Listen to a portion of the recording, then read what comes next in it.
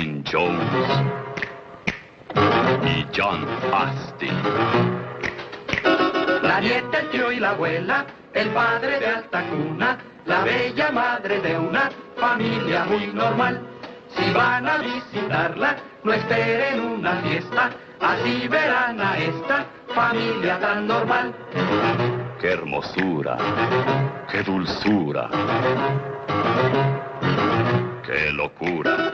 Si quieren divertirse, que al cabo no les cuesta, aquí es la casa de esta familia muy normal. Los locos.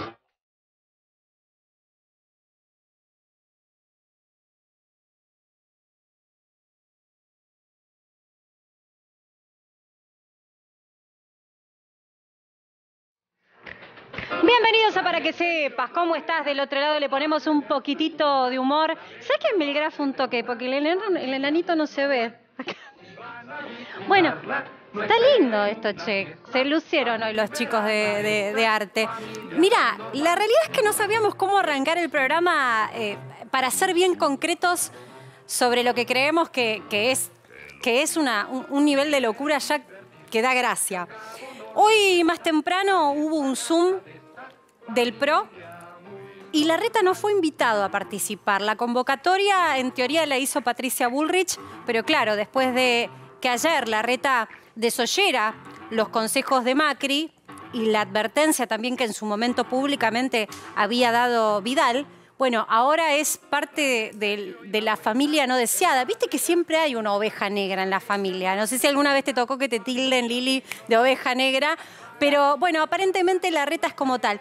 Nos gusta mucho la simetría, ¿no? Los personajes no están elegidos al azar. Es parte de lo que creemos que está sucediendo hoy en la política. Esto es la oposición. Lo podríamos dar vuelta y con respecto de la investidura también ponerlo dentro de lo que es hoy el frente de todos, el oficialismo gobernando que también tiene más internas que nunca. Un nivel de locura en el que no sabemos ni siquiera quién va a ser realmente candidato, por ejemplo, a gobierno por la Ciudad de Buenos Aires, el jefe de gobierno que pretende presentar hoy el ala, vamos a decir, el ala que acompaña a Mauricio Macri, es Jorge Macri, su primo. Pero como es tan cuestionado ya últimamente, está tan cuestionada su situación con el domicilio y demás, le preguntaron a Larreta y más temprano Larreta también habló de eso. Ahora te lo vamos a mostrar. Y en definitiva va a definir la justicia. Es todo caótico en un país en donde ni eso se puede definir hoy. Estamos a pasos nada más de que se lancen las candidaturas, de oficialmente empezar con la temporada de la política y de la campaña y sin embargo está muy difuso para la gente quiénes van a ser los candidatos. Pero no solo para la gente que consume política. El que está en la calle, que está totalmente en otra, está con su propia agenda y la agenda, como te mostrábamos ayer, pasa por las necesidades de su primera instancia, que son las necesidades económicas hoy, más las necesidades de seguridad. Ni siquiera sabe quiénes son los posibles candidatos. A nadie le importa. La política se habla a sí mismo y sí, obviamente, públicamente empiezan a tirarse dardos. Le doy la bienvenida a mi equipo. ¿Cómo les va? Hola, ahora sí, hola, señor Ramón Edad, Lili. Buenas tardes. ¿Futura presidenta de estudiantes? ¿Te tengo que presentar? ¿Estudiantes? Sí, claro, no. De Independiente, perdón. Bueno, de estudiantes también. Yo te candidato a todo. También. Ay, lo que ardía ese teléfono hoy, ¿no, Hoy Lili? explotó y todavía está explotado. Es todo tan terrible, subnormal. No sabemos quién va a ser el ¿Qué pasó con presidente. Doman? ¿Lo apretaron? Renunció Fabián Doman, sorpresa para todos, para mí también. Imagínate que soy socia y que asumió en octubre del año pasado. Nada. Pero nada, él dice que... ¿Quién tenía que traer los 15 millones de dólares que Claro, dice ¿no? Él dice que alguien tenía que traer la plata y Era no la Galperín, trajo. decían. Y bueno, No no la sé, puso. a mí me gustaría que alguien dedicado a la comunicación, mi presidente, lo dijera. Más ¿Sabe? que Te yo digo una cosa. integro algunas comisiones, ¿no? Claro. Del club. Lili, Integro una pobre comisión del Rojo Solidario. Carlitos y de género, Campolongo, pero bueno. sumate a esto, pero... Sí, sí. A ver, el fútbol y la política siempre van de la mano y una cosa está tan descabellada que ¿por qué no la otra también? Claro, claro, el tema, bueno, yo soy bostero, no quiero meterme en... No, pero metete porque es el club y el club tiene política. Bueno, ¿no? están todos, está Ritondo, está Tenemos Grindetti. política. Pero Grindetti no siempre puede. Todos los clubes tienen política. Perdón, Macri Sí, no fue. Macri. Y Macri va a Macri. ser vicecandidatura Claro. también, chicos, no me dejen Bueno, sola pará, en en esto. River tenemos a Ahí Brito, está. al banquero que se metió en la bueno, política, y bueno. Santilli, Les gustan los Forchieri, clubes. el pro copó River. Y el tema es que después de Doman, el vicepresidente primero, Marcela, de la lista de unidad Grindetti. independiente, es, claro, Grindetti, candidato Ahora, nuevamente. yo quiero ahora saber intendente. lo que se dice en los pasillos, porque Sí. a vos te arde el celular, pero vos sos nuestra, así que lo vas a Sí. contar acá. Y voy a seguir acá, no voy a ser presidenta. ¿Hay un aroma o un tufillo a Moyano en esta decisión? O de gente de Moyano, tal vez, Y, decís vos. digo, alguien porque quedó todavía en el tiene club de los representantes, ¿o Moyanos. no? La gran elección que hizo la Unidad CAI fue que votaron más de 16.000 personas. No es victimizarse decir que la ¿De culpa quién? es de Moyano. Yo no dije que la Ah, culpa no, es de no, por Moyano. eso, pero viste que no, Fabián La se culpa cansó. en todo caso es de Por Domán eso. solo, que renuncia solo. Pero digo, Que no- puede que no haber sabía dónde atrás se estaba metiendo, en todo gente, caso. claro. No, sí sabía No, dónde Y ¿cómo tiene no que vas a saber hasta saber? eso. sabía ¿Cómo los no números vas que a había, saber? lo que pasa que eso es cierto y no es en defensa de nadie, porque a todos nos sorprendió que los números son más graves. Y Moyano hizo cosas que no vale acá explicar, pero que nos enteramos todos, los de Independiente, cuando asumió esta comisión y vos levantabas una baldosa y te aparecía uno diciendo, hola, me debés. Deuda, Me deuda. le debía, Casi claro. como al el que país, Al que ¿viste? cuida, exacto, al que cuida el predio, Acá al tenés el fondo. supermercado, al señor que está cuidando a los jugadores, no importa a quién, pero era más deuda y además transacciones con jugadores que nos descubrimos que aparecen un jugador libre cuando no lo es y Claro. etcétera, digo. ¿Doman va a Pero dar una bueno. conferencia de prensa, algo? Se presume, me están diciendo que más tarde podría haber otro comunicado ya oficial para ver cómo sigue la Claro. institucionalidad del club. Él Grindetti hizo una se tiene que renuncia hacer cargo. y bueno, ¿qué dice el Estatuto de Independiente? Que el que debe seguir es el vicepresidente primero, que es Grindetti. Grindetti está hoy en campaña también por candidatearse por Juntos por el Cambio, Como ya gobernador, todos lo ni más ni menos. sabemos, gobernador, y también... Y manejando Lanús, que no es poca cosa. Claro, es intendente de Lanús. Y el que mucho abarca, Bueno, Sí, ¿y cuando qué va vos a te hacer metés en Grindetti? todo pero lado. viste gran que la pregunta. política, eso no. No lo sabemos, ¿qué va a Bueno. hacer Grindetti? Así que esperamos que alguien nos diga y que un hombre de la comunicación, como es Fabián Doman, nos explique a nosotros y a Sí. todo el resto Está de bien, los pero, clubes que les pero interesa. digo, confirmado, presidenta por ahora no vas a ser del Yo club. soy de lo único que soy es presidenta del Rojo Solidario. Mirá lo que hago. Está claro que yo te lo dije en Es chiste así, una cuando comisión, entraste, pero una parece comisión que ayuda y que desde el club ¿Qué es? juntamos Pero- útiles, claro, donamos el club ropa, no tiene un hacemos mango, un ¿no? Para Papá poner. Noel. Yo administro la pobreza del Rojo Solidario, o sea que no puedo Bien. ser más presidenta que de eso. Bien, decíamos que el país está en una situación de subnormalidad, no por la gente, por supuesto, sino por quienes en realidad están comandando la política. Hoy más temprano, arrancábamos el programa contándote esto, hoy más temprano hubo una reunión, una convocatoria del PRO, del Sí. ala más, sí. Yo te más escuché de al ADN principio. bien PRO, ¿no? Vos dijiste, no fue invitado. Yo te tiro del otro costado. A Del ver. otro costado dicen, ¿cómo no nos vamos a invitar si estaba Machiavelli y Larreta y Santilli? Horacio no quiso estar. ¿Vos sabés que pasó algo no menor que me contaban hoy? Hay un grupo de WhatsApp que es el Consejo Ejecutivo del PRO. Y el domingo a la mañana, cuando se instala la versión de que Larreta iba a enfrentar a Macri, vamos a resumirlo así, enfrentar al padre, en ese grupo, Marce, Patricia dice, Bullrich, ¿por qué no hacemos un Zoom mañana y nos explican de qué va esto? Y Machiavelli, que es el delegado de Larreta, ahí dice, queridos amigos, Horacio llega mañana de Barcelona, no hay una decisión tomada, Espera, tranquilos. no me adelantes porque tengo a Patricia Bullrich para escucharla. Y Dale. amplíame lo que dijo Bullrich. Dale. Será Larreta el que tomó la decisión. Yo no tuve ninguna para tenerlo a Macri o no tenerlo a Macri. Yo no estoy tomando una decisión. El que ha tomado una decisión es el jefe de gobierno de la Ciudad de Buenos Aires. Desde mi punto de vista, la elección cambiada a 4 meses es equivocado. Pero bueno, ya lo dije, no lo quiero repetir, quiero dejarlo ahí. Es una decisión tomada, nosotros nos enteramos cuando ya estaba tomada. Está claro que el video está grabado antes, con lo cual la decisión no solo está tomada, sino que no la comunicaron. Y bueno, en el PRO no hubo posibilidad de opinar sobre la misma. Y eso plantea un modus operandi. Es raro, ¿no? Porque es la presidenta del partido. Claro. Que ella como presidenta no sepa o no pueda opinar sobre una decisión que toma en realidad uno de los referentes más importantes políticos que tiene hoy la misma marca, porque es una marca política, es raro. Lleva todo a un nivel en el que realmente, siento yo, al único que le dan de comer es a Javier Milei, porque ese argumento de la casta política que se habla a sí misma, que solamente está detrás de las preocupaciones que tienen que ver con la política, empieza a tener un poco más de efecto, ya no solo cuando hablas del oficialismo, sino también de la oposición. El nivel de coherencia es cero hoy. Bueno, y lo que dice acá Bullrich tiene razón. No, fue una decisión unipersonal. Por eso te digo, Machiavelli, el delegado de Larreta, dijo, no hay una decisión tomada, por favor, cálmense. Bueno, perfecto. Al otro día, mensaje grabado, ya estaba la decisión tomada, por eso es que Macri arma el Zoom, dice, vos tenés una lapicera circunstancial.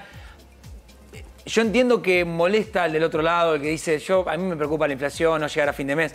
Pero acá lo que está pasando, que por primera vez desde que se funda el PRO, alguien está enfrentando abiertamente al jefe. Al dueño. Entonces, al dueño. O en teoría hasta hoy el dueño. La verdad que es algo, para el que le gusta la política es muy interesante. Es interesante y también me parece que va a ser, creo que es la primera vez que vemos algo así desde la política. Vamos a ver si surte o no efecto. El ejemplo inmediato como para poder compararlo ya nos muestra que de nada sirvió no enfrentar. Y estoy hablando de Alberto Fernández, que no se enfrentó en su momento o públicamente no puso de manifiesta las diferencias que tenía con el otro ala del Frente de Todos, y entonces quedó preso de esa interna en donde siempre estuvo a consideración y a duda cuánta independencia de verdad tenía el presidente. Tener la lapicera no te hace presidente, decía Cristina. Yo creo ahí, reafirmo lo que vos decís, yo creo que de alguna manera también vio ese espejismo Larreta, con lo cual concluyo, ¿es ahora o nunca? Ahora o nunca. Bueno, más allá de todo, también hay un territorio que fue el que despertó toda esta controversia en Juntos por el Cambio, y es el territorio que lo vio nacer. Estoy hablando de la ciudad de Buenos Aires. La disputa por quién debía tener el aval de Juntos por el Cambio o del PRO como candidato. Escuchemos lo que decía Larreta sobre la candidatura de Jorge Macri, que hoy tiene el apoyo no de Larreta, sino del propio Macri. Veamos. Nos mostró toda la evidencia que dice que sí, que puede ser candidato. Obviamente la última palabra, si alguien lo cuestiona, se la tiene la justicia. Pero en esto él mostró los datos, la evidencia, los papeles, y por lo menos a mi entender, según lo que él mostró, puede ser candidato. Bueno, el punto es que estamos transitando una situación tan complicada desde lo social y desde lo económico que solo se presta mayor confusión. Yo lo decía ayer y voy a seguir insistiendo. Uno esperaba a esta altura estar lidiando con los proyectos que presenta cada candidato y estar discutiendo cuáles son las diferencias de verdad que revisten o que exhiben los distintos candidatos para poder, de alguna manera, transmitírtelo a vos como comunicadores que somos y vos del otro lado puedas decidir, a sabiendas de qué propone cada uno para la materia o la problemática que hoy realmente te aqueja, que sin dudas pasa por la economía y la inseguridad. Nada de esto pasa y ni siquiera tenemos en cuenta que falta muy poquito y que no sabemos realmente a nivel territorial quién va con quién. No lo sabemos nosotros, no lo saben ellos de ningún sector. O sea, por eso es que suma tanto Milei, si no tiene internas. Nadie le puede discutir el liderazgo.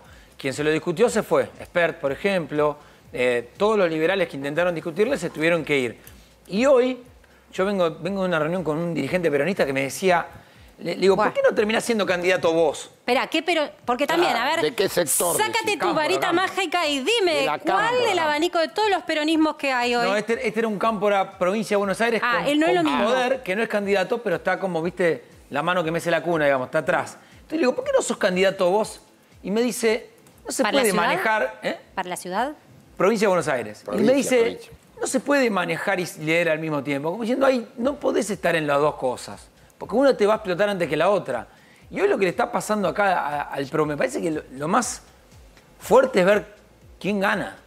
¿Quién gana, Macri o Larreta? ¿Quién va a ganar? ¿Quién es Jacobiti? ¿Quién mata a quién? ¿Me contás quién es Jacobiti? Que mucha gente no es tan popular, pero es que la política pesa fuerte, sobre todo porque es quien arma, ¿no? El armador de tuvo que salir, hoy Jacobiti es... Emiliano Jacobiti es como la mano atrás de Martín Lustó. Atrás de Lustó hay 2 o 3 dirigentes importantes. Uno es el Tano Angelici, por eso es radical porteño. Otro es Emiliano Jacobiti. Después aparecen lo que siempre nos mencionan acá. Emiliano Jacobiti tiene doble ocupación, porque es de la UBA, Ciencias Económicas, Mucho desde poder. hace mucho tiempo, y por otra parte es diputado, Es diputado nacional. Es diputado nacional. Y es quien viene construyendo la imagen de Lustó. Siempre decimos, ¿no? Coyunturalmente radical. Ahí encontró su lugar Lustó. Y hoy, esta semana, tuvo una muy buena noticia. Porque la noticia ¿Cuál? de Larreta beneficia mucho la candidatura de Lustó. Ayer lo escuchaba, Lustó. Perdón, Marce, pero no significa que vaya a ganar la interna. No es que Macri tiró la campaña. La ciudad de Buenos Aires está disputada entre dos hombres fuertes. Macri, Lustó. A ver, a todo tenés que poner una encuesta, porque en definitiva las decisiones de la política se guían por las encuestas. Entonces yo te pregunto, a hoy, la foto de hoy, con el enorme portfolio abanico que hay de encuestas, ¿qué están dando? Más o menos 2 para cualquier lado. Más o menos 2. Está muy Peleadísimo. pareja. Después la que ellos te tiran en algún portal, viste, que te dicen, acá está la encuesta, ¿eh? Y yo en esa, la verdad que vos creés. No, yo no creo en ninguna, pero bueno, la política sí gastan un montón de dinero. Salvo las en eso. presenciales que valen mucha plata que no se publican. No, que esas son las que realmente miden. Mucho y, No hay demasiado recurso estamos para muy eso. lejos, lo vimos anoche, patente. 2 minutos bastaron para plantear la cosa como era ahí en el Metrobús cuando hicimos las notas. No, no, la gente no tiene ni idea. Ni para presidente, Por eso ni para Larreta, jefe de Carlos, gobierno. Larreta cree que no paga costo por eso. ¿Quién le importa? No le importa a nadie. Yo hago la mía y juego y si me sale bien soy presidente y ya está. Si le sale mal, Bueno, volverá el PAMI. es que el problema de todo esto, el problema de todo esto también es que para poder gobernar, el que sea, que quiera agarrar de alguna manera la lapicera, va a tener que establecer alianzas. Lo que se viene en materia económica es muy complicado.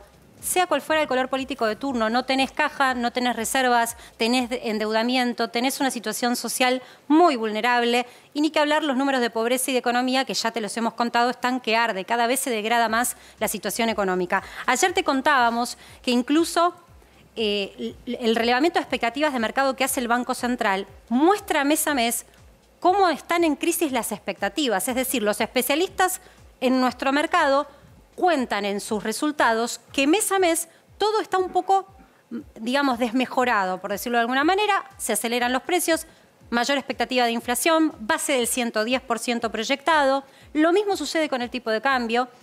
Y hoy conocíamos también la noticia, y en un rato la vamos a ampliar desde los Estados Unidos, del Fondo Monetario, que también mira con ojos complicados a la Argentina, una Argentina complicada. Dicho todo esto, está con nosotros Eduardo Levi Yayati, que es economista, asesor de la parte radical, ¿no? De la política hace muchos años. ¿Cómo andás, Eduardo? Muy bien, ¿cómo estás? ¿Cómo se sale de este lío que tenemos económico sin dañar a los más vulnerables? Y cuando digo los más vulnerables, yo también pongo la clase media adelante. Te quedan pocos entonces. Así, chiquitito. Te quedan pocos que no sean vulnerables. Claro. Mira, es muy largo, te lo voy a tratar de resumir. Si te la hago corta, como muchos panelistas suelen hacerlo, te estaría engañando. Es bien compleja la situación. ¿Pero se puede? Lo primero que te quiero preguntar, ¿es posible? Técnicamente se puede, pero las decisiones de política económica, la implementación siempre es política. Si vos no tenés una coalición cohesionada, algún apoyo por fuera de la coalición, una buena comunicación, un estadista como presidente que mire más allá de las rencillas personales, el economista puede plantear cosas y luego el presidente es el que tiene que decidir y ponerle la espalda política. Así que pongamos esa salvedad. Claro, esa salvedad, porque si no parecería que vienen los economistas y le dicen al presidente, apretar estos botones y la cosa se arregla o no. Nunca funciona así. Ahora, ¿se puede salir técnicamente? Que yo creo que sí. Hay algunos motores que todavía están por funcionar, que no hemos usado, de inversiones, de crecimiento, incluso el rebote, por muchas cosas que se hicieron mal y que si se arreglan podemos pasar rápidamente un segundo escalón más alto, aún si no crecemos, simplemente recuperando. Dicho esto, nos quedan 9 meses muy inciertos, así que todo lo que yo te vaya a contar ahora, que me vayas preguntando, van a ser con la información actual. Ahora, ¿sí? ustedes proponen, Eduardo... ¿Quiénes son ustedes? Bueno, el conglomerado llamado Juntos por el Cambio, no sé, ¿no? Hablemos del equipo radical con el cual yo los economistas seamos más precisos. Está bien. De ideología radical. Preciso para vos que lo acabás de escribir. ¿Qué se hace con el régimen jubilatorio? Porque vos dijiste, en el diario La Nación señalás hay que hacer, no decís ajuste, pero hay que... No, una reforma. Dije. Una Muy reforma. Mira, ¿En qué consiste? Bueno, para empezar, esa reforma ha sido votada por unanimidad en el 2016. No sé si te Sí, acordás de la ley de reparación histórica en la que se proponían 3 años de plazo, la creación de un consejo de expertos, la discusión en el Congreso. Nada de eso se hizo, pero ya la votamos, ¿sí? No es una novedad. La reforma previsional son 3 pedazos. Tenemos los regímenes y cajas especiales, que eso básicamente es un déficit que hay que corregir, o aumentando los aportes o reduciendo los beneficios. Después tenemos... Ahora, ¿no se te arma lío jurídico ahí? De reducirlo. Sí, eso es un tema estrictamente político. Cosa juzgada, digamos. No. Cualquier reforma, esto es importante destacarlo, cualquier reforma de cualquier tipo, laboral, previsional, es hacia adelante. Nunca podés tocar no hay derechos retroactividad de la ley. porque simplemente chocas contra la ley, no puedes hacerlo. O sea que nadie ni siquiera empieza a imaginarse eso. Ahora, estamos pensando de acá para adelante. Y digo de acá para adelante, el tipo que tiene 50 años, está no muy lejos de jubilarse, no le vas a afectar los derechos de los 20 años de aporte que puede que tenga, ¿sí? O sea, en eso hay que ser muy cuidadoso. Ahora, tenés 3 sistemas, los especiales, el contributivo. El contributivo ahí se discute básicamente 2 cosas. Una es cuál debería ser la la edad mínima jubilatoria, y lo otro, que es el principal, es los aportes. Vos pensás que nosotros, gran parte del déficit previsional es que nosotros precarizamos e informalizamos la economía. Entonces, cada vez la gente que trabaja aporta menos porque está informal o porque es un monotributista que aporta muy poco. Y después tenés un régimen, el llamado pilar universal, que tenemos que pensarlo como protección social. Eso es como una asignación universal para la tercera edad, de hecho se llama así. Entonces, cada una de estas cosas, cualquier cosa que toques, si lo empezás a abrir, tiene sus complejidades y tienen ritmos distintos. No las puedes meter todas a la vez porque la naturaleza de la reforma es distinta. ¿Sí? A ver, vamos a ir al terreno de las palabras fácil para el que nos está viendo también pueda comprender. Tocamos temas jubilados. Yo te pregunto, jubilado, expectativa versus realidad. ¿En algún momento va a salir de la pobreza? 7 cada 10 hoy son pobres, porque no alcanzan a cubrir su canasta de necesidades básicas. Y al Estado eso lo reporta siempre un dolor de cabeza, porque la caja no alcanza. Sí, dicho esto, los jubilados como franja etaria no son los que tienen mayor incidencia de pobreza, curiosamente. ¿Sí?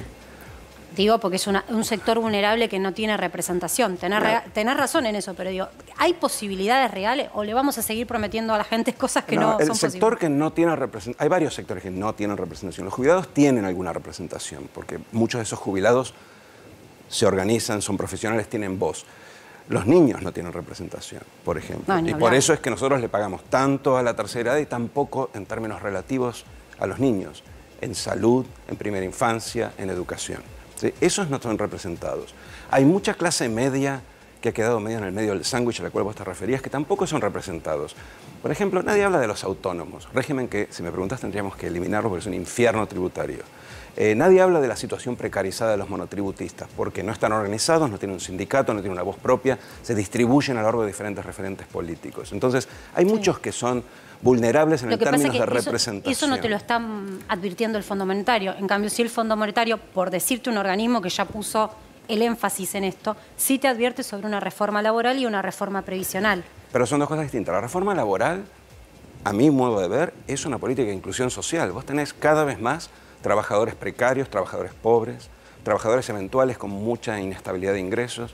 Yo querría que la reforma laboral no tocara la ley de contrato de trabajo, que de hecho está bien, sino que aumentara la forma de regulación para que tipos que nunca tuvieron un empleo formal pudieran tenerlo, para que los jóvenes que tienen una incidencia de desempleo muy alto pudieran entrar más rápido. Entonces, hay que complementar lo que ya hay y generar mayor empleabilidad en la población.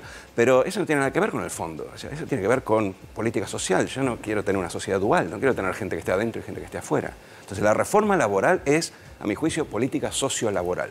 No podés pensar la política social sin modificar las condiciones de acceso al trabajo. Lo que de hecho ya está sucediendo en el mercado, pero perdón, un instante nada más. Quiero volver sobre esto, sobre de verdad la posibilidad que tenemos, mejorar las jubilaciones para que crezcan un poco más allá de la fórmula que hoy está, para que sean un poquito más generosas. Eso no es posible, digamos. Cuando hay que achicar gastos, no es una posibilidad. Es posible si creces y si tenés mayores ingresos. También va a ser posible si más gente contribuye, o sea, si blanqueás, si formalizás la economía. Pero ¿qué si no hay posibilidades hay dinero, de lo que que ese sucede... escenario se dé? Mira, Marcela, si no hay dinero, lo que sucede es lo que estás viendo ahora, ¿sí? Te prometen por un lado y terminás al final peor de lo que estabas sin la promesa, ¿sí? Entonces, seamos realistas. No podés repartir lo que no tenés. Ahora, tenés posibilidades de crecer, tenés posibilidades de formalizar y ampliar la base de contribución. Sí, sin duda, hay que trabajar en reformas para eso. Hablas de crecimiento. Justo tocábamos ese tema hace un ratito y ayer hablamos de este punto. ¿Hay posibilidades de crecer real o de rebotar?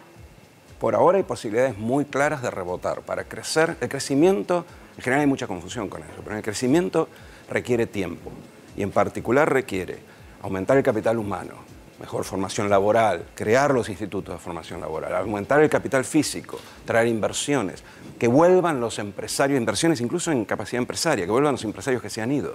Todo eso lleva 2, 3, 4 años, es un proceso, ¿sí? Que se inicia por ahí al segundo o tercer año. Pero lo que inmediatamente podemos hacer es recuperar muchas de las oportunidades perdidas. Argentina no para de perder oportunidades de crecimiento. Hay recursos que no explotamos, mercados que no tocamos, producciones que por estar compitiendo con producciones protegidas de baja productividad no estamos incrementando. Pero en la expectativa, porque se han equivocado muchos gobiernos en plantear expectativas que no se pueden lograr en el corto plazo. Esto que estás planteando en el corto plazo no es que viene la lluvia de inversiones. Primer semestre, anunciamos la medida de lluvia de inversiones. No hay lluvia acá. No hay lluvia. O sea, vos tenés que hacer un montón de cosas para que ese rebote comience a darse. No hay lluvia, no es regar la cancha, ¿sí? Vos tenés que estabilizar la economía, eso implica balancear las cuentas públicas para empezar, para que la gente no piense que vas a estar emitiendo con inflación, tener un banco central que tenga una política monetaria antiinflacionaria, hace 20 años que no tenemos un banco central que presente un programa antiinflacionario, una política de ingresos para proteger a los vulnerables, porque al inicio puede ser que los salarios se desfasen, y vos no querés que se desfasen porque están ya rezagados. Porque este gobierno rezagó los salarios y los va a seguir rezagando si la inflación sigue subiendo. Ahora, Eduardo. Aparte, discúlpame, vas a tener que recuperar el financiamiento externo. Nosotros no nos presta a nadie. Ningún país vive sin financiamiento externo y menos la Argentina. ¿Es posible eso? Es posible, pero lo que es importante destacar es que con hacer una de estas 4 cosas no es suficiente. Tiene que ser todo simultáneo. Y aparte, empezar a empujar las reformas que te aseguren que la estabilización te dura más que un año. En su momento, cuando en la gestión de Cambiemos, cuando el Banco Central tenía independencia, hubo un punto, un quiebre donde Marcos Peña hace una conferencia de prensa, se acabó, la política se mete ahí. Eso significa que no tenía independencia. Claro. Sí, pero cambia definición. La situación a partir de ahí o no. Igual, quiero ir hacia adelante, digo, entre los asesores económicos del radicalismo, sumado, y pongo nombres propios, Lacunza, Redrado, Las Pinas, etcétera. Hay matices, pero la idea económica es la misma entre el PRO y la Unión Cívica Radical. Pregunto porque después, si ganan, depende de quién gane, hoy parece ser que va a ser algún candidato del PRO, no del radicalismo, quizás estas ideas que dan están buenísimas para la campaña, pero Eduardo, espera tu momento. Yo creo que va a ser un gobierno de coalición. De hecho, pienso que es necesario que sea un gobierno de coalición. Vos necesitas la coalición no solo para ganar la elección, sino sobre todo para gobernar. ¿Sí? El 60% de apoyo lo vas a tener que buscar primero adentro, en los propios. A lo sumo, por fuera, vas a tener tolerancia, en el sentido de un acuerdo de no oposición. O sea, te van a criticar, pero por lo menos no te van a trabar. Entonces, yo pienso en un gobierno de coalición, y esa coalición implica que tengamos convergencia dentro de todos los partidos que la integramos. Eso para empezar. Yo hablo con otros economistas que trabajan con otros candidatos, coincidimos en los objetivos, sin duda, y coincidimos en la mayor parte de las implementaciones, pero todavía no tenemos la precisión en algunos casos como para decir realmente, bueno, vamos para acá o por allá. Eso se va a definir seguramente después de las PASO. Pero estamos tratando de converger porque entendemos que este tiene que ser un gobierno de coalición, si no es muy difícil llevar adelante todas estas cosas que mencionaba. Ahora, yo les quiero, ahora seguimos con la política. Quiero mostrarles unas placas de economía. Perdón, Eduardo, pero queremos abusar de tus conocimientos y a ver qué estás opinando vos sobre lo que hay que hacer, porque lo que hay que hacer también es, esto es lo que hay. O sea, cuando decimos realmente están revolviendo el fondo de la olla para que se entienda, te lo podría dar con números, pero es la manera más gráfica que yo encuentro para que vos lo entiendas del otro lado. Vamos con las noticias económicas y las quiero ir pimponeando con Eduardo a ver qué opinión tiene. Nosotros hoy realmente nos despertamos con una novedad que es bárbara. ¿Te acordás que te contábamos que se inauguraba una tercera temporada del dólar agro o dólar soja? Bueno, sale una resolución, su instrumentación en teoría saldría mañana, motivo por el cual se está trabajando ahora para corregir esto, en teoría. ¿Por qué? ponele agro a todo. Tal cual. O sea, estamos experimentando un nivel de locura tan amplio que para no devaluar, encontraron el vericueto del dólar soja, que es básicamente ofrecerle, en teoría era soja, trigo, vino, un límite chiquitito del sector del agro de nuestra economía que durante un mes iba a gozar de los beneficios, comillas, de un tipo de cambio de 300. Recordemos que el oficial está a 213 y ellos con la quita de retenciones reciben menos. Entonces, ante la queja y la no liquidación, encontraron esa manera para ver si por tercera temporada podían anticipar la liquidación de divisas. Ahora, yo realmente los voy a invitar a que juntos reflexionemos. Y discúlpenme si parezco aburrida. Pero finalmente, ¿qué incluye el agro? Animales vivos, carne, despojos comestibles, pescado, crustáceos, moluscos, invertebrados, leche, lácteos, huevos, que subieron un montón, miel, comestibles de origen animal, hortalizas, raíces, tubérculos, floricultura, frutas como melones, sandías, café, té, yerba mate, cítricos, especias, cereales, productos de la molinería, malta, almidón, fécula, insulina, gluten de trigo, semilla, frutos oleaginosos, semillas de frutos diversos, plantas industriales o medicinales, forraje, gomas, resinas, jugos y extractos vegetales, materiales trenzables, grasas y aceites animales o vegetales. Y sumale a eso la polémica que se incluyen bebidas, líquidos alcohólicos, vinagres, residuos, desperdicios de las industrias alimentarias, alimentos preparados para animales, tabaco, derivados del tabaco, aceites esenciales, perfumes, productos de perfumería. ¿Pero qué hicieron? ¿Un productos cortipegue? de cosmética. Un Atención. cortipegue. Y esta te vas a morir. Productos textiles. Ergo, entraría la ropa. Entonces yo digo, es como que están en una trampa, porque dicen, che, metele una cláusula, prácticamente mete todas las industrias que existen y como tienen que importar, dales por un mes el dólar a 300, así no me hacen lío. Es como mentirse a sí mismo. Es algo así. En realidad hay un solo truco ahí. Ellos lo que me parece que hicieron fue incorporar lo que generalmente se denominan manufacturas de origen agropecuario. ¿Sí? El truco es que pusieron los textiles, que es básicamente un sector protegido que apoya muy fuertemente al gobierno. Y que aumentaron los precios Y que son los por que más encima de la aumentan. inflación, en teoría, ¿no? Está bien, eso es política de campaña, si querés. Son los financiadores del gobierno. Pero el ¿Son resto... financiadores del gobierno? Parte del sector textil, sí. Y La por mayoría de las empresas financian a casi todos los candidatos Sí, por eso. expectantes, pero en particular han apoyado muy explícitamente al gobierno y de hecho han puesto al secretario de Industria, que es de la Fundación Proteger. Y se quejan de que no venden y no ganan dinero. No entiendo yo bien eso. Eso tendrías que preguntarle a ellos. Mi impresión es que no es que ganan bastante bien. Pero Bueno, de todas formas, lo que ¿me explicás hicieron el truco fue... de una claro, devaluación encubierta de un mes? Bueno, hay dos puntas ahí. Una que es una devaluación encubierta y selectiva.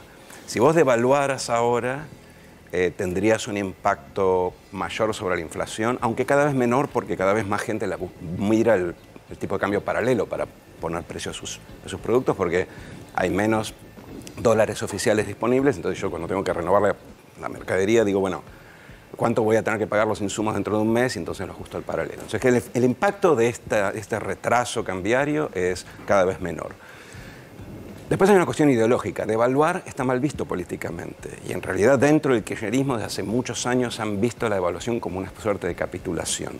Lo cual contrasta con el primer Néstor que miraba el dólar alto como una fuerza exportadora y de crecimiento. Soy una cuestión Pero bueno. ideológica. Sí, algo cambió en el medio. Digamos que Néstor era más tipo de cambio alto y el cristinismo es más tipo de cambio bajo. Supuestamente por el Pero tipo de está cambio gobernando el bajo... albertismo. El albertismo es una variante del cristinismo en lo que tiene que ver con la política económica porque tiene el mismo sesgo anti-exportador, proteccionista y de atraso cambiario. Ahora, el trasfondo de esto es que no tienen dólares y que están en una situación en donde, aún si devaluaran, no tendrían los dólares. Porque O sea, no es una cuestión simplemente de que hay gente que está esperando que el tipo de cambio sea más alto. No hay dólares en la economía, hay un riesgo financiero, un riesgo económico muy alto que hace que los inversores simplemente se queden afuera hasta ver quién toma la posta. Muchas de las importaciones sobre las cuales incidiría el aumento del tipo de cambio hoy están racionadas porque hay declaraciones juradas para acceder a los dólares y después el Banco Central también tiene un proceso para darles los dólares que fueron autorizados por el Ministerio. Con lo cual, si yo aumento el tipo de cambio, no es que me van a llover dólares. Entonces, lo que puedo hacer es, me siento con un sector y le digo, ¿cuántos tenés? ¿Y a qué precio me los vendés? Y eso es exactamente lo que están haciendo. Con el adicional que después yo esos mismos dólares se los vendo, posiblemente al mismo sector, más baratos, porque el tipo de cambio oficial está 100 pesos por debajo. ¿Tenemos la placa de los distintos tipos de cambio, Romy?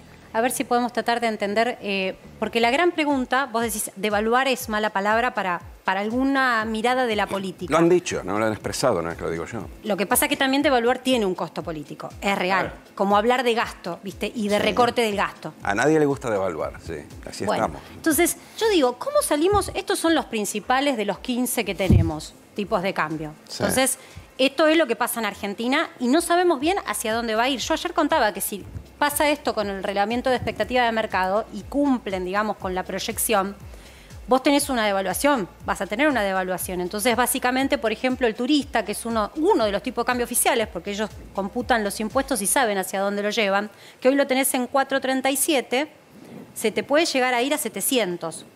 Nunca devaluarías el oficial sin tocar los impuestos.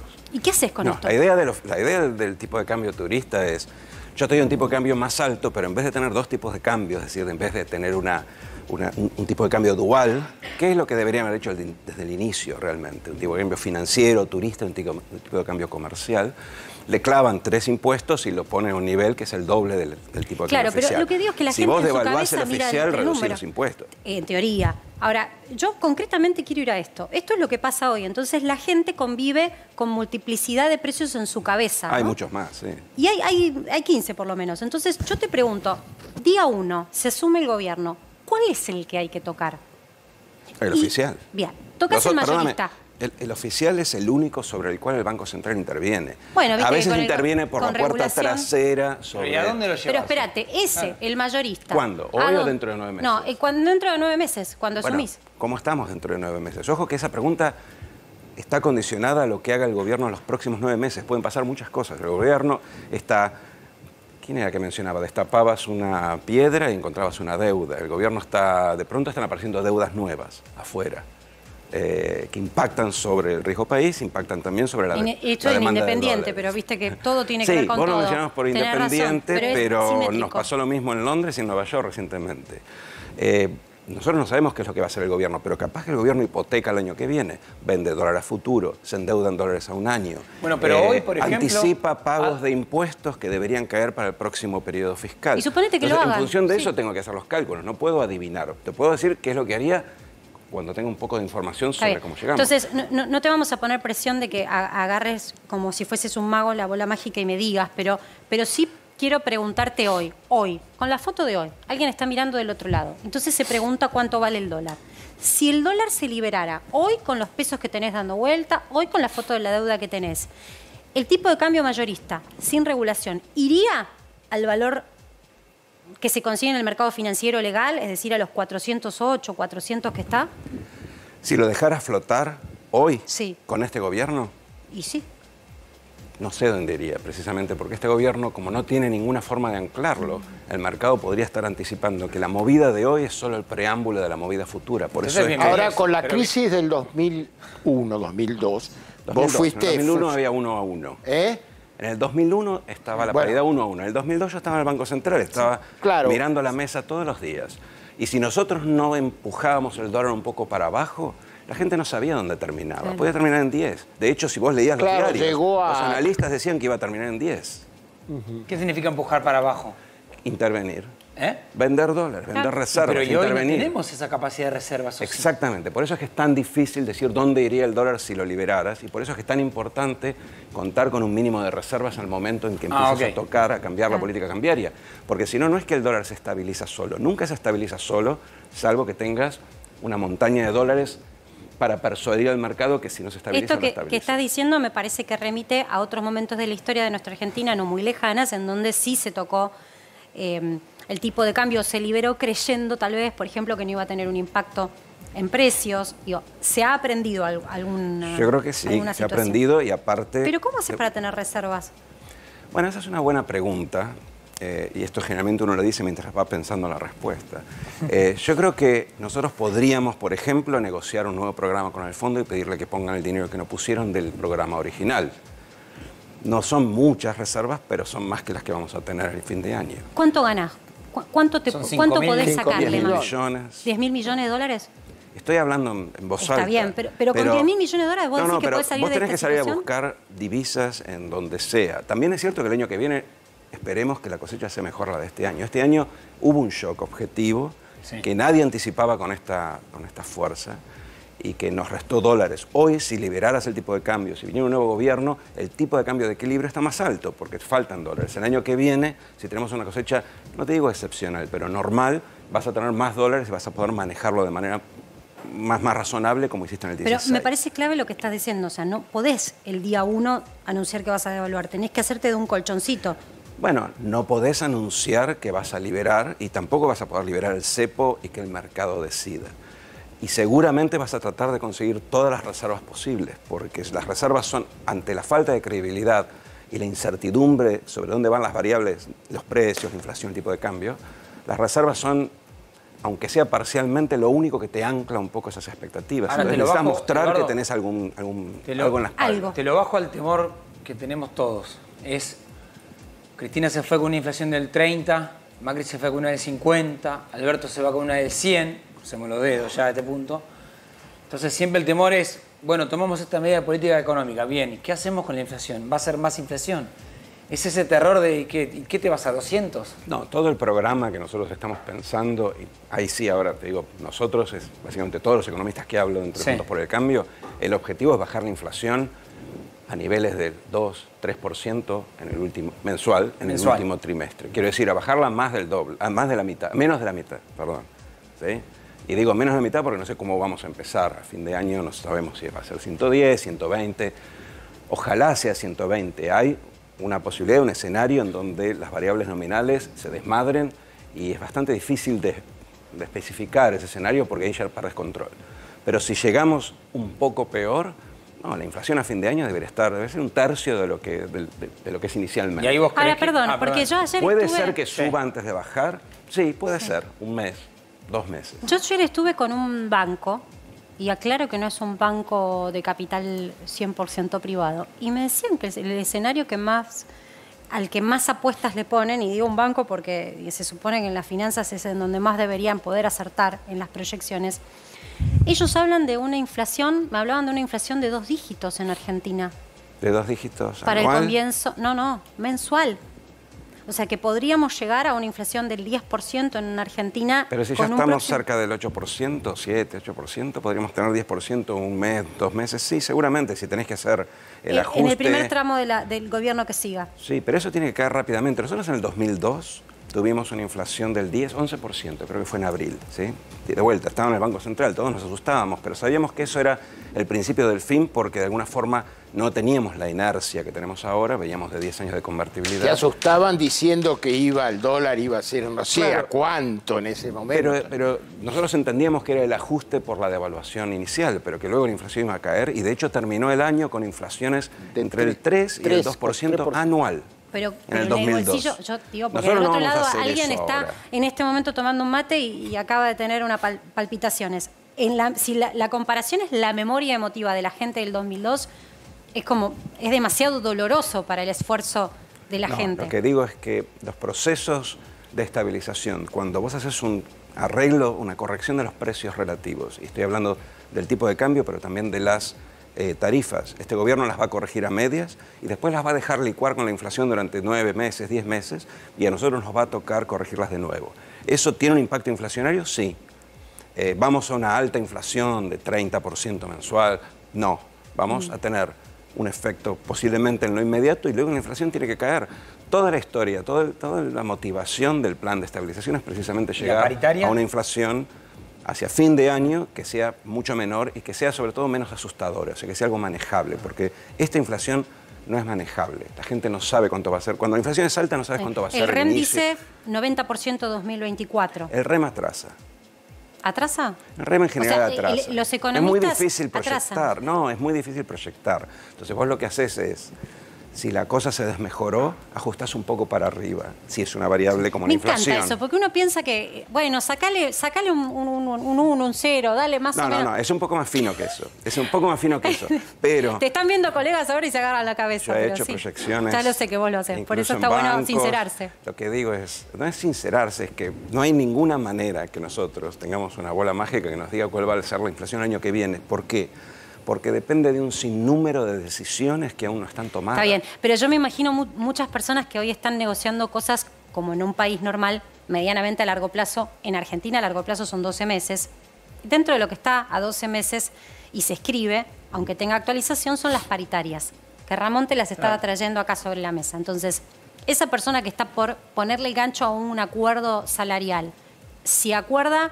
El grueso de paritarias lo tenés a partir de mayo, junio por los gremios que más... Pero no es por 12 meses ya. Hace tiempo que... Tenés actualizaciones. Cláusulas gatillos, reactualizaciones. Justamente lo que hace la inflación es achicar el periodo de ajuste, precisamente porque nadie sabe. Pero, ninguno de los dos, ni el empleador ni el empleado, ni el sindicato ni la empresa. Mira, yo tengo acá, es un informe privado, por supuesto, porque no lo tenemos actualizado en términos de INDEC. INDEC va a dar a conocer su inflación de marzo recién el viernes y ya estamos en abril y hay inflación en abril también.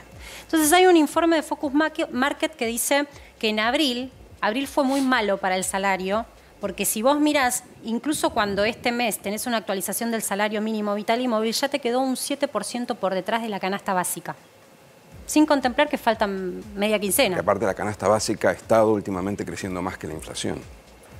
¿Y entonces los salarios de la gente? No sé qué responderte, o sea, yo no estoy en el gobierno. Claramente estas políticas han llevado un empobrecimiento de los trabajadores y se está viendo en los indicadores, está claro, te doy la razón. No sé qué va a pasar de acá a fin de año con la inflación y por lo tanto con los salarios. Y posiblemente también con la pobreza, sí, sobre todo porque además de todo lo que estás contando, la canasta básica, los alimentos en particular han subido particularmente alto. Particularmente los alimentos, pero tal cual. La verdad es que no hay más que comentar e indignarme por el deterioro económico, no hay mucho que se pueda hacer. Lo que pasa es que con tribuna. esa foto, imagino que uno tiene que, o en tu caso tenés que proyectar y decir, ¿por dónde recorto para cumplir con también la expectativa de un mercado del que le tengo que salir a pedir dinero? Te digo lo que hago, y muchos de los que estamos trabajando eso tenemos muy en claro, es que vos no podés pensar tus políticas de estabilización por fuera del espacio social y político, porque también hay un espacio político en el cual tenés que mover. No podés simplemente pensar cómo ajusto X%. Tenés que pensar cómo impacta y tenés que pensar todas las medidas paliativas para que eso no impacte sobre los sectores más vulnerables. Entonces es sumamente complejo y transversal. Eduardo, vos sabés que hace un cachito nada más nombraste la palabra mágica, nombraste la palabra Fondo Monetario y cada vez que sale el tema Fondo Monetario se dispara como varita mágica el avión y nos vamos derecho a Atlanta a encontrarnos con Adrián Saque, que está en los Estados Unidos. Adri, ¿cómo andás? Estamos acá con Eduardo Levi Yeyati escuchándote. ¿Me resumís brevemente por qué viajó Massa y por qué ahora el Fondo Monetario cree que nos va a ir peor? Bueno, ¿por qué viajó el ministro Sergio Massa? Tiene que ver muy directamente con las negociaciones que empezaron, si se les puede llamar negociaciones, por lo menos conversaciones con el fondo, nuevamente cuando estuvieron a fines del mes pasado el presidente Alberto Fernández con Massa, que también se había sumado a la reunión, dado que, bueno, tienen que terminar de cumplir con el cuadro que tienen que mostrarle ante, sobre todo, las autoridades monetarias, pero de Estados Unidos, ¿no? Con la Secretaría del Tesoro, que no estaba, parece, según trascendidos, que llegaron hasta mí, muy convencidos respecto de cómo se compensa los problemas que tuvieron las cuentas de la Argentina con la sequía, ¿no? Fue uno de los principales argumentos que llevó Alberto Fernández y también Sergio Massa. Y entonces lo que proponía el presidente Joe Biden fue justamente tratar de mostrar algo que compensara cómo se puede arreglar, digamos, este relax que pide Argentina en las metas fiscales y en las metas monetarias, sobre todo las metas de reservas, ¿no? Que son producidos justamente por... Pero ya eso ya estaba acordado. ¿Otra vez más se va a toquetear eso? Mirá, está acordado, pero hasta ahí nomás, porque tenemos la famosa meta del déficit fiscal del 1.9% que puso el FMI para la última revisión, pero proyectándolo hacia fin de año, que va a ser imposible de cumplir. Esa meta todavía no fue discutida del todo, pero atención porque va a haber una charla, la pidió la subsecretaria de Estado, Wendy Sherman, antes de que Massa llegue el jueves aquí a los Estados Unidos para hablar con las autoridades del Fondo Monetario, para ver justamente cómo se encara esto y cómo se presenta, digamos, la compensación de lo que va a ser la sequía. Es decir, qué plan se tiene para, sobre todo, la explotación energética, ¿no? En Vaca Muerta, en el adelanto de inversiones en la explotación. Sí, porque no se puede importar el año que viene porque no sé con qué dólares. Escúchame, Adri, haceme un punto acá que le quiero preguntar a Eduardo. Sí. ¿Cómo te suena todo esto? Dale. Están moviendo mucho las manos, pero básicamente no pueden cumplir y el fondo tampoco quiere salirse, entonces es más bien un divertimento para justificar que básicamente continúen con el programa hasta que venga un nuevo gobierno. Bien, lo que él mencionaba, es importante. La negociación sobre la revisión de las metas de reservas se hicieron con un pronóstico de pérdida por cosecha menor al real, quedaron cortas e implicaban una acumulación de aproximadamente 5.000 millones de dólares de reservas netas en el segundo semestre en la Argentina, que es totalmente imposible. Nadie lo cree, ni el fondo, ni Massa, ni el gobierno, pero hacen como que lo creen porque no tienen otra alternativa, sino el fondo tendría que retirarse y precipitar un nuevo 2001 y nadie quiere hacer eso. Entonces, todo lo demás es parte de una suerte de desfile de propuestas y de diálogos que lo que aspiran es a llegar hasta fin de año y que alguien arregle esto. Pero no, yo no esperaría mucho más de eso. Adri, en Estados Unidos, ya sé, siempre te hago esta pregunta y imagino la respuesta. ¿A alguien le importa lo que pasa en Argentina? Digo, las editoriales, que a veces son muy críticas también en su mirada de la economía. Mira, en este momento, digamos, se están descontando un cambio de gobierno en general. Es de lo que se habla y se habla de por qué podría cambiar la suerte el año que viene para la Argentina en cuanto a inversión en el sector de energía sobre todo, ¿no? Parece que como que ya aburrió esto de hablar de esta superinflación que tiene la Argentina. No me gusta hablar a mí en particular de superinflación porque no es una hiper, pero bueno, tenemos un 100% anual. Es como hablar del primer mundo y el tercer mundo. ¿Viste que nunca se habla del segundo mundo? Es decir, ¿cuál es el segundo mundo? Bueno, esto sería una suerte de superinflación el resto que hace que el tema sea recurrente. Claro, pero nadie lo nombra, no existe. En nuestra época, hablo de los 80, sí. Se hablaba de mundo en vías de desarrollo, se suponía que íbamos a llegar al primer mundo en algún momento y eso nunca sucedió. Bueno, sí, o un periodo de transición, etcétera. Pero, ¿qué pasa? Aquí simplemente se trata de hablar de la Argentina como de una oportunidad, pero porque imaginan que todo lo que se hizo en la Argentina se agotó ya y que se viene una nueva etapa. Eso es, resumiéndote, lo que se ve en la revista Forbes, por ejemplo, o en Barron's, donde les gusta jugar un poco con futurología, porque bueno, claro, hasta ahora se sabe que peor que esto no. Adri, gracias, amigo. Sí. En cualquier momento volvemos con vos. Bueno, ese futuro existe. Ese futuro existe para lo que pasa es que hay que transitar el mientras tanto. No es algo inmediato, no es que van a venir todas esas inversiones a recursos naturales argentinos el primer año. Van a venir algunas, pero las exportaciones, el boom va a llevar un poco de tiempo de que se produzca. Pero que tenemos un montón de recursos de todo tipo no explotados, eso es cierto. ¿Sí? Lo que pasa es que esa explotación genera un tiempo y obviamente no va a ser para este año. Ahora, Marce, ¿me puedo poner en votante de Cambiemos? Si yo fuera votante de Cambiemos y te digo, Eduardo, yo confié en 2015 y salió lo que salió. ¿Por qué ahora debería darles una segunda chance y no ir hacia alguien distinto que viene nuevo y me dice, soy Javier Milei y voy a poner una bomba en el Banco Central?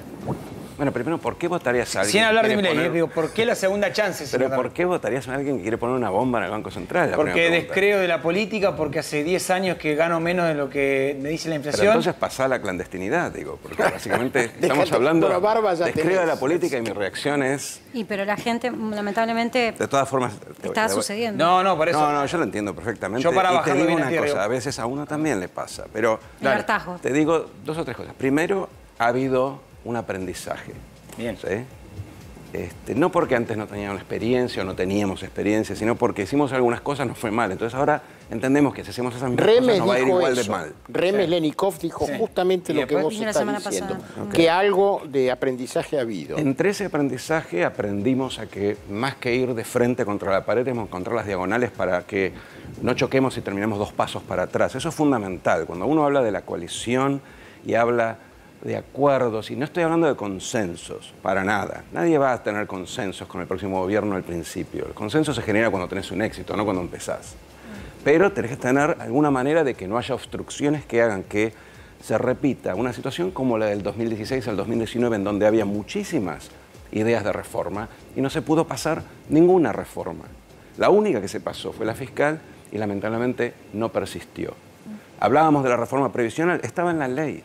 Salió por unanimidad, casi todo el mundo votó a favor, nadie levantó la reforma. Entonces, algunas de estas cosas aprendimos, que nosotros tenemos que buscar la diagonal para que llevar a bien puerto las propuestas. No tanto para ir rápido y mostrar que estamos sudando fuerte, sino para que después esas reformas queden ahí por 10 años, por 20 años. Y después vamos a ir Más por allá de más un rato. reformas, porque el mundo cambia. Nosotros tenemos como 2 películas. La película que vemos en la televisión es una película cotidiana, coyuntural, pero detrás están pasando un montón de cosas que una vez que hagamos estas primeras reformas vamos a tener que seguir cambiando, tocando las cosas, arreglando el motor todo el tiempo.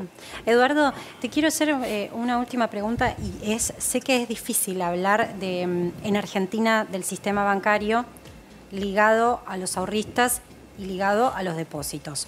Pero hay una situación que entiendo que se está analizando con mucha preocupación en distintas entidades financieras que tiene que ver con la cantidad de bonos del Tesoro que tienen esos bancos. Es decir, el Tesoro emite todo el tiempo bonos, los bancos lo compran, no sé si tienen otra posibilidad, pero el punto es que no compran con su capital, compran con los depósitos de la gente.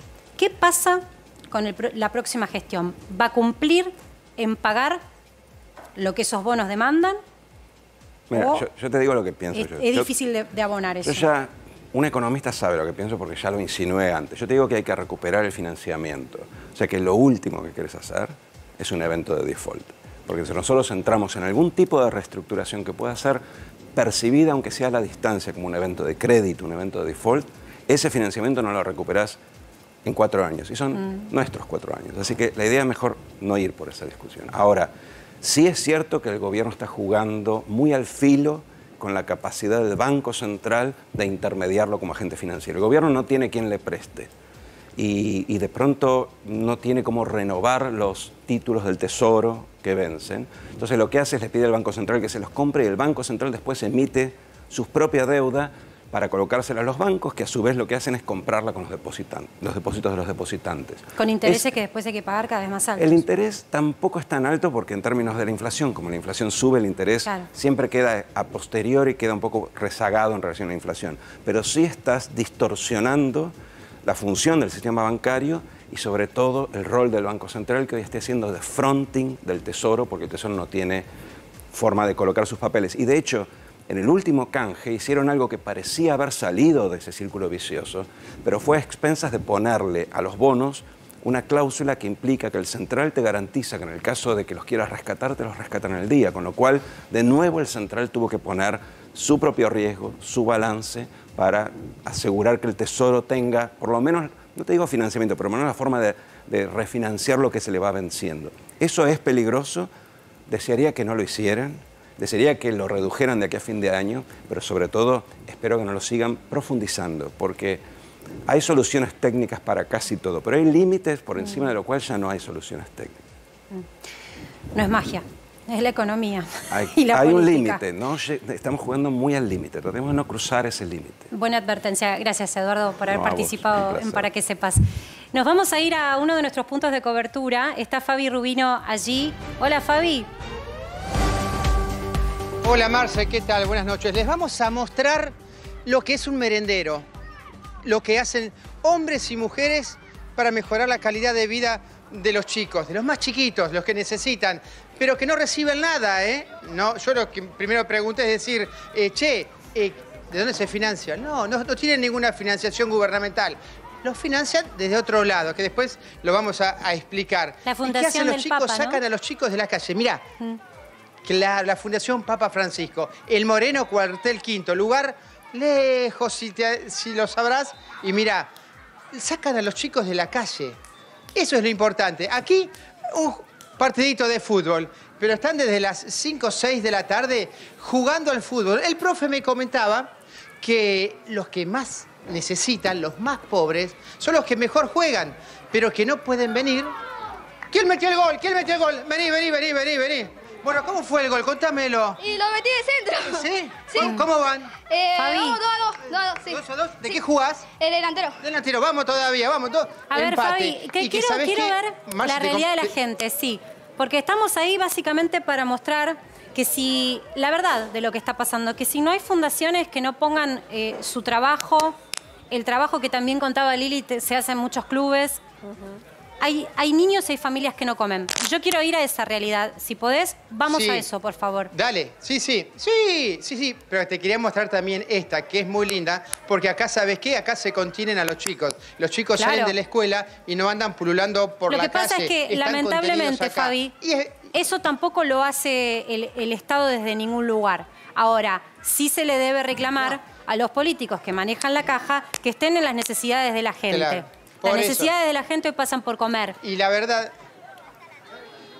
Y vos sabés que me comentaban que los que más saben jugar al fútbol quizás no vienen porque no tienen zapatillas. Claro. Porque no tienen un calzado para poder jugar a la pelota. Mira, este es el merendero aquí, donde trabajan hombres y mujeres de la Fundación Papa Francisco, en donde aquí los chicos, después del fútbol, meriendan. Y después se le da un bolsito a todas las mamás para que han acompañado a sus nenes. Venga un segundito, vamos a hablar un segundito. ¿Qué comen, para que se los Santi? puedan llevar a su casa. Bueno, mirá, espera. ¿Cómo anda, señora? ¿Qué dice? ¿Todo bien? Venga, ¿de dónde vienen? De acá de Cuartel Quinto. Cuartel Quinto. Sí. ¿Cuántos hijos tienen? 2. 2. ¿Trabaja? No. Se hace difícil, ¿no? Y esto es importante, ¿no? Sí. ¿Viene con los 2 chicos? No, uno solo. Uno solo. Un varón y una nena. Fantástico, gracias, mi señora. ¿Cómo le va? ¿Cómo anda? ¿Qué dice? ¿Usted también trae a sus hijos? Sí, tengo mi nene en la 2011. ¿De dónde viene? ¿De Acá de Parque del Oeste. qué edad me dijo que tiene? 11. Sí. ¿Cuántos hijos tiene? Tengo 3 tengo en realidad, pero la que viene acá 1.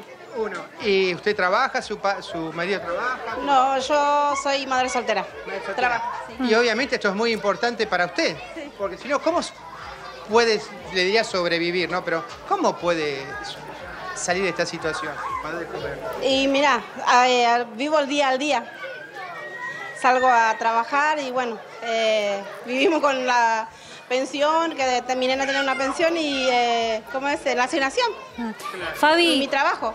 Fabi, te voy a pedir que te Sí, quedes. Yo estoy con un invitado, Marce. por eso también te direcciono un poco, porque nos interesa básicamente mostrar esto. O sea, que sin ayuda hay muchas familias que no pueden salir adelante. Y no pasa en un municipio nada más.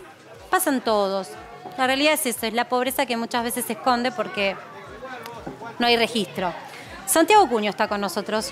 ¿Cómo anda, Santiago? ¿Cómo te va? Gracias por la invitación. Bueno, sos precandidato a presidente por Así el es. Partido Laboralista. Déjame en Laborista. pantalla, por favor. Laborista, perdón. Laborista. Poneme en pantalla, no me la saques de la pantalla. ¿Qué hacemos? Lo primero que hay que resolver, sin dudas, son las necesidades urgentes. Esto es urgente. Sí, claro. Lo primero que hay que hacer en la Argentina es declarar el estado de emergencia absoluto y un estado de excepción, porque el problema de la Argentina es la República. La República se transformó en una asociación ilícita y esa asociación ilícita llevó a la Argentina a este nivel impensado para nuestros bisabuelos y abuelos que vinieron a hacerse la América. Venían de los lugares donde hoy los argentinos se quieren ir. Venían de la guerra, venían del hambre, venían de inventar la fugaza, que era cebolla y harina y agua, porque no tenían otra cosa para comer. Y esta Argentina ha llegado al nivel de desabastecimiento de comida cuando produce insumos primarios para 400 millones de personas. A ver, perdón. Mira esto. Sí, sí. Digo, lo conozco en vivo, en directo. Vos lo conocés, Sí, pero digo, claro. sin la ayuda, insisto, sin esta ayuda, muchos chicos hoy se van a dormir sin comer. Y básicamente lo que estamos haciendo en esta nota es mostrarlo porque ellos mismos nos escribieron y nos contaron esa realidad tan dolorosa, porque a ellos les cuesta mucho esfuerzo conseguir esto, no lo desmerezco, pero esto que estamos viendo en pantalla, pido por favor esas imágenes, que es la comida, es básicamente harina. O sea, vos me estás hablando de el origen de la población de la Argentina, que viene básicamente de escapar de la guerra de Europa para comer harina. Y hoy volvimos a esa situación. A ver, nací en La Boca y me crié en un conventillo. Con un baño compartido en el patio para todo el conventillo y comíamos lo que había para comer porque era una familia trabajadora. Me tocó la suerte de vivir en una Argentina con la posibilidad del ascenso social de clases que permitió de generación en generación ir alejándonos de esos niveles de economía más restringida para mejorar y llegar a ser lo que hoy puedo yo brindarle a mis hijos, que mis abuelos no pudieron darle a mis padres y mis padres no me pudieron dar a mí. El problema es que ahora el circuito ha vuelto a darse vuelta, la pirámide está invertida. Hoy lo que tenés es descenso social de clases, ¿no? La clase media está extinta. Es una mentira, una utopía, un sueño de aquellos que pertenecieron de seguir sintiéndose parte de algo que ya no está. Porque el salario no garantiza la comida. En la Argentina aumenta la pobreza y cae la desocupación, con lo cual los trabajadores ocupados son pobres. A mí yo me crié y recuerdo que siempre la diferenciación que se hacía con Chile era esa, que la estructura de sociedad que teníamos los argentinos era una sociedad donde lo pujante o lo creciente o lo más importante era la clase media. Sí, claro, Cuando motor vos de la tenías, economía. por tomar un vecino, ¿no? Sí, y sí. tomabas como modelo Chile, y Chile justamente siempre tuvo un modelo de sociedad donde había ricos y pobres. ¿Hoy somos Chile? Somos peor que Chile. Chile es una factoría británica, nosotros somos una aventura trunca, somos una república inconclusa que no llegó a ser, y si no cambiamos todo, no cambiamos nada. Decía Perón, no alcanza con cambiar de collar y que dejar de ser perro. Y la Argentina ha llegado a un punto, que lo estás mostrando vos, no hace falta que yo hable, en donde la salida no es cambiar de collar, no es volver a repetir experiencias frustrantes, como volver... Yo recién escuchaba absorto el relato del fracaso, convocando a repetirlo. El equipo económico de Duhovne nos cuenta ahora que nos va a sacar del problema el año que viene. Bueno, eso es más de lo mismo, cambiar de collar. Lo escuchaba el compañero hablar de la propuesta libertaria, que son la cloaca del modelo, son ni más ni menos que eso. Yo escuché a Milei en la mesa de Mirta Legrand decir, igual que Macri, la inflación es una boludez, yo voy a terminar con la inflación. Bueno, todos esos disparates planteados con tanto simplismo y con tanta desfachatez, como si fueran eslogans, como si el hambre se curara con personalismos o individualismos mágicos, son la oferta republicana, son eso. Ninguno de todos los partidos o frentes ortodoxos republicanos va a cambiar la coparticipación federal. Ninguno va a retocar ni le va a devolver autonomía a las provincias ni a los municipios como proponemos nosotros. Más allá del Partido Laborista, Sí. ahora lo digo bien, más allá del Partido Laborista, para que la gente pueda entender, tu mirada es peronista. Yo soy nacionalista y peronista. Bien. Te hago un punto acá. Sí, claro. Entonces, yo ya sé lo que opinas de la oposición. También sé de lo que opinas del No, pero yo oficialismo. no soy oficialista. No, yo no. soy peronista. Sé lo que vos opinás de la oposición y sé de lo que opinás del oficialismo. Correcto. Porque te he visto en tus editoriales, pero también sos colega. Te pregunto, ¿quién es peronista hoy en Argentina? De los populares que la gente puede identificar. El que defienda la patria, porque el peronismo es un movimiento, no es un partido político. El pejotismo, que es lo que la gente se acostumbró a ver, los Espinosa de la vida y toda esta runfla de la Cámpora y todo esto, es pejotismo. Y el pejotismo no es peronismo. El peronismo hoy tiene que tomar el apotegma de Perón, primero la patria. Y hoy lo que está en riesgo es la patria, no defender la memoria de Perón. Perón no necesita que lo defendamos, se defiende solo con su obra. Nosotros necesitamos dedicarnos a defender la patria. Hacer peronismo hoy es darse cuenta que la patria está en riesgo y que hay que salvarla de esta decadencia infame a la que nos han llevado. O sea, la Cámpora no es peronismo. Nunca lo fueron. Alberto no es peronismo. Alberto es un cachivache. Alberto es inexistente. ¿Cristina es peronista? Cristina es ella misma. Tiene la centralidad de su egocentrismo, mira a su propio ombligo, desconoce a su marido y el excelente gobierno en materia económica que hizo su marido, y es la autora de esta decadencia. Néstor sí es peronista. Néstor Kirchner hizo peronismo económico, aunque no lo haya hecho en otros aspectos. Económicamente logró equilibrar todas las variables, puso en marcha el país, reactivó la industria, pequeña y mediana industria, generó empleo, hizo peronismo. Cristina destruyó todo lo que hizo Néstor Kirchner, con odio supino hacia su marido y su herencia. ¿Hay algún gobernador peronista? San Luis es una provincia peronista, no coincido en algunas metodologías políticas de San Luis, pero San Luis es la expresión de un modelo de gestión peronista que está bien a las claras en la diferencia de una gestión como la de la Ciudad de Buenos Aires, ¿no? Tenemos que ir a una breve pausa. Te voy a dejar una pregunta. Sí, cómo no. ¿Qué hay que hacer con el control de precios? Ya volvemos.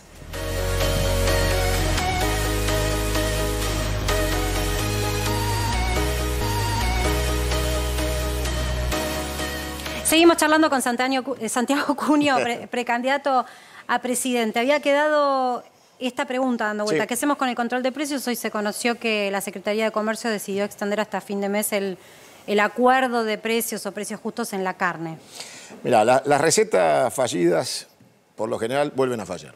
Control de precios y acuerdos y pactos con el sector productivo, por lo general nunca dieron resultado. El problema es que el Estado no costea los precios. Entonces no puede poner precios máximos porque no sabe cuánto vale el producto.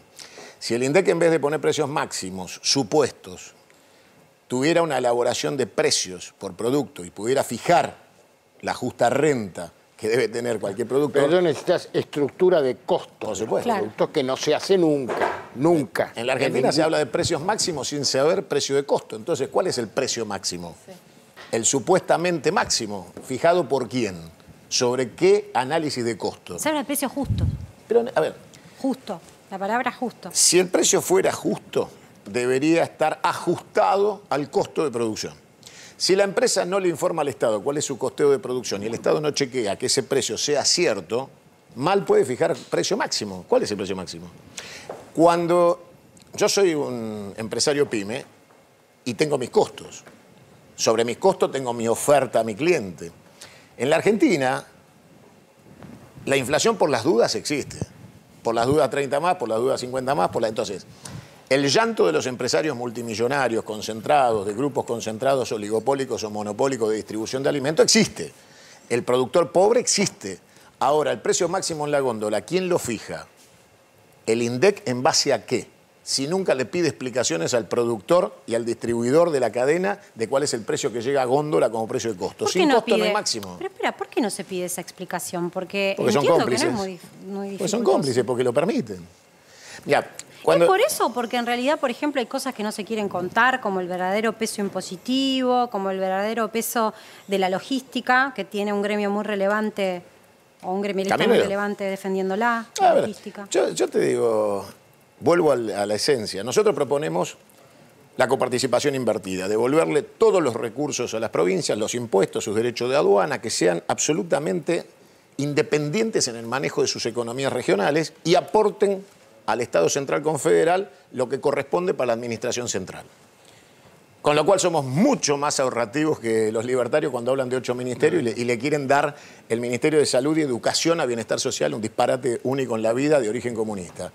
La realidad es que si las provincias son dueñas de su riqueza y generan sus propias políticas asociativas regionales y sus propias alianzas internacionales para exportar, vas a estirar la sábana. Cuando vos haces análisis republicanos, como lo hacía hace un ratito este muchacho de Cambiemos, lo único que te están explicando es cómo van a achicar más la sábana en el próximo gobierno para que más gente quede, como vos mostraste, a la intemperie de la cobertura del modelo. Vos estás hablando de la explotación de los recursos del todo, estilo mira, desde el 94 Pero que... escúchame, ahí Sí. me parece que hay que como diferenciar distintos estratos. Yo, por ejemplo, soy de los que piensa, y seguramente vos estás en la posición contraria, de que los recursos llamados naturales no son de la provincia, son del conjunto de la nación. Ahora, si hemos disuelto el concepto de nación, vamos a ser cada vez más fragmentados, ¿no? Yo vuelvo al principio confederal de Dorrego y de Rosas. Cada provincia es dueña de sus recursos y la nación se integra por voluntad de todas las provincias por los pactos preexistentes que cita esta Constitución liberal, que reconoce que las provincias son previas a la Constitución y a la República y a la propia nación, y que le robó con un Estado centralista, unitario y expoliador de las economías regionales provinciales, generó un modelo unitario que tiene el puerto solo para saquear la Argentina. Entonces yo digo, si le devolvemos a las provincias... o los ATN del Poder Ejecutivo arbitrariamente. Pero yo te estoy, por eso no te estoy planteando un extremo o el otro. Estoy, no sé, reconociendo lo que es historia nuestra. Pero a ver, no es, tu historia empieza después de que Rosas se va de la Argentina.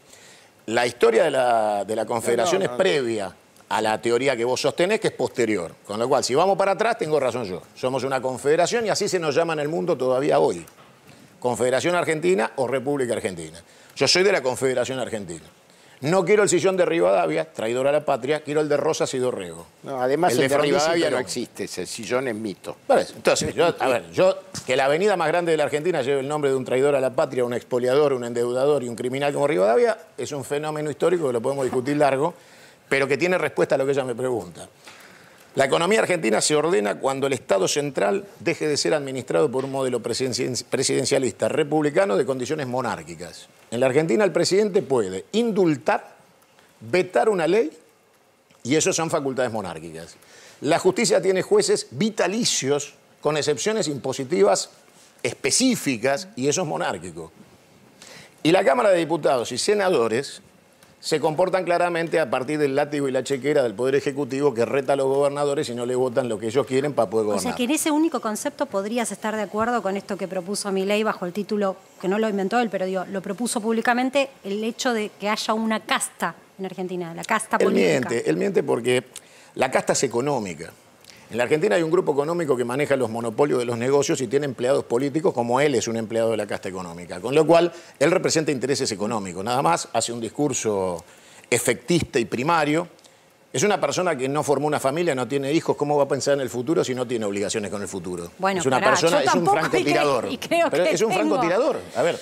No, es una persona sin tenés obligación. que tener hijos para tener. Tenés que tener obligaciones con el futuro si querés conducir una patria, un país. Tenés que tener algo de raigambre con el otro. Esos chicos que están ahí tienen padres. Sí. Alguien que no siente a los hijos porque no los tiene, no los vive, no los encarna. En su discurso te das cuenta que está vacío de sentimiento, afecto o estabilidad afectiva. No puede pretender Pero espera, conducir. Santiago, porque yo estoy muy en contra de lo que pasa muchas veces con la política y no quiero traer ejemplos, pero lo he criticado mucho. Esta cosa de que para ser político te construyen un buen matrimonio, te construyen una familia. Yo tengo 4 Dicen, hijos. Yo ya sé que vos tenés, pero digo, tenés un próximo hijo porque te va a venir bien en la campaña, esas cosas que pasan, yo fui padre orgulloso las 4 veces y no sabía que iba a ser candidato a presidente. ¿Por qué tiene que tener familia un político?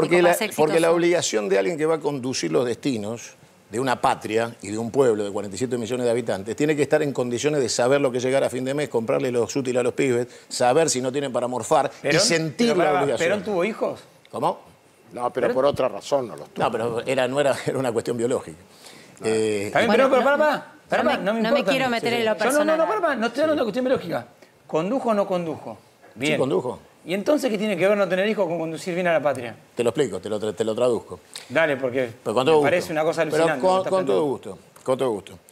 En los tiempos de Perón existía el bienestar absoluto y cuando Perón dice los únicos privilegiados serán los niños, los viejos y los ancianos. Y los ancianos, lo ejecuta y lo hace política de Estado. En esta emergencia en la que nos encontramos hoy, donde los chicos lo único que tienen es la pérdida de todos los privilegios dados por Perón, necesitas a alguien que sienta profundamente saber lo que es levantarse de la mañana, mirar los ojos a tu nene y saber si le falta algo o no le falta nada y saber que tu compromiso es que ese chico que trajiste al mundo tenga futuro. En la ausencia de ese compromiso, en la ausencia de no saber lo que es formar una familia, tenés que pagar el gas, la luz. Es un delirio eso. No es un delirio. Pero Alberto tiene un bebé. Tenés hijos. Tu obligación como padre, en el momento que viste a tu hijo y lo abrazaste después que lo sacaron de la madre, cuando lo abrazaste, ¿no sentiste una obligación? Y creo que intenta conducir. Si vos querés discutir de teología, también podemos No, empezar a discutir. pero me parece una locura que plantear que una persona tiene que tener hijos para conducir un destino de un país. Alguien que quiere sacar a la Argentina en este momento el pozo ciego en el que lo ha asumido la República necesita compromiso de futuro y necesita identidad con la familia. Pero puede tener un hijo y ser una persona detestable. ¿Cómo? Puede tener un hijo y ser un terrible degenerado y ser una mala persona. Sí, también le puede ser Milei. ¿Cuál es el problema? Pero, ¿cuál es el problema? Está planteando que para conducir bien el destino del país tenés que tener un hijo. Por supuesto que sí, no tengas duda. A ver, la Argentina fue cambiada en su esencia hispánica, fue cambiada en su raíz cultural, intenta ser un modelo anglosajón el que se impone, lejos de todos los principios que nosotros sostenemos. Entre ellos, y el primero y fundamental, la familia. No somos economicistas, no somos liberales y menos anglosajones. Con lo cual, lo que le promovemos a la sociedad es un modelo hispánico que es del Mediterráneo y que es occidental y cristiano. Le proponemos a la gente que quien conduzca entienda sus problemas. Ahora, si vos tenés una visión distinta, anglosajona, economicista, financiera, no es la nuestra. Poné la consideración de la gente. Yo te digo una cosa, pero más que tener hijos habría que... ¿Cómo te fue la última elección? Habría que ponerlos... Espera. ¿Cuál es el problema? Quiero saber. ¿Pero cuál es el problema? Ninguno. ¿Y a qué viene cómo no fue en la última elección? Me estás planteando todo lo que proponés. Preguntale a De la etcétera. Sota cómo le fue en Quiero ver las cómo te 4 fue. anteriores antes de ser gobernador. Pero me podés Preguntale a responder Menem cómo le fue en la te 5 anteriores antes de ser presidente. ¿Cómo te fue en la última? Quiero saber. Espera la última. ¿Y la anterior cómo te Espera fue? te estoy diciendo. Pregúntale a Lula cómo le fue la 6 que no fue presidente. Espera la próxima. Bueno, ¿Cómo te fue en para la salir de última? esta discusión. Espera la próxima. La terminal Ramón, de Milei, un minuto. ¿cuál es? A ver, un minuto, La terminal de Milei. Momento. Bueno, Yo- son diversas. Por lo pronto, el Falcon Verde y los presos de lesa humanidad que están en Ezeiza. Volvamos a temas más del llano. Yo no coincido con vos sobre Está tener mi hijos, propuesta. pero déjame decirte algo. Sí creo, y habría hasta que ponerlo por ley, que deberían vivir con el salario mínimo vital y móvil. Lo que pasa es que si pasa eso, seguramente van a hacer negocios por detrás. Que, A ver. si querés, ya te diría, muchos lo hacen, pero Sí. no está bien. Ahora, En la República estás hay que obligado a saber tener vivir con el caja. salario mínimo vital y móvil. ¿eh? Sí, pero, No a sabe- ver. nadie sabe. En la Argentina estás obligado a tener caja. ¿Sí? O sea, está instalado que el político tiene que tener caja, porque sin caja no haces política. Entonces, si vos partís de ese concepto, ya sabés que todos roban. Si vos partís de la base de que tenés que tener caja, ¿la caja de dónde surge? ¿De Ahora, dónde yo- sale yo una te campaña de 100 pregunto, millones de dólares? ahí voy, Sí. a ese ¿Quién te la punto. banca? ¿Milding? ¿Quién te la paga? ¿Cómo haces una Lewis. campaña política hoy? ¿Se Acá. puede hacer una campaña política sin Sí, empresarios claro. que respaldan? Por supuesto que te cuesta mucho más, lleva más tiempo, hay que sembrar para cosechar. Pero yo le decía recién a Campolongo en el corte, la próxima elección te va a dar un doman. Alguien va a ganar y a los 6 meses va a renunciar. Se lo va a llevar puesto el fracaso de la República. Porque si no hay una matriz que modifique la esencia de esta locura que es vivir sobre la deuda, el empréstito. Recién hablaba este muchacho de pedir más préstamos, nunca habló de exportar más, de crecer. La teoría es endeudamiento y achicamiento. Lo dijo. Yo pregunté cuándo va a llegar el crecimiento, pero Achicamiento. falta. No va a llegar nunca porque sus teorías son financieras y no económicas, no hay productividad, no hay desarrollo del crecimiento argentino. Primero porque niegan la existencia de las autonomías de las provincias y los municipios. Son expoliadores, siguen administrando desde Buenos Aires las riquezas que generan las provincias y con esa riqueza exportan la renta. La renta se va de la Argentina todos los días. Todos los días se van dólares de la Argentina. Con el MEP, con el dibujo, con el robo. Me tengo que ir, la verdad que Mirá, me quedaría si charlando con vos. convencemos a los argentinos de sacar de la caja de seguridad los 480 mil millones de dólares que están en el extranjero, la Argentina no necesita préstamos de nadie. ¿Bajá los impuestos? Por supuesto, no hay ninguna duda. Gracias, Santiago. No, Te vos. vamos a volver a invitar, así Cuando conocemos más quieras. tus ideas. Tenemos Dale. que irnos porque ya llega todo el equipo de Facu Pastor. El despliegue de A24 sigue en la calle. Quédense con toda la continuidad informativa de nuestro canal. Nosotros nos reencontramos mañana a las 6 de la tarde porque tenemos mucho más para que sepas. Chao.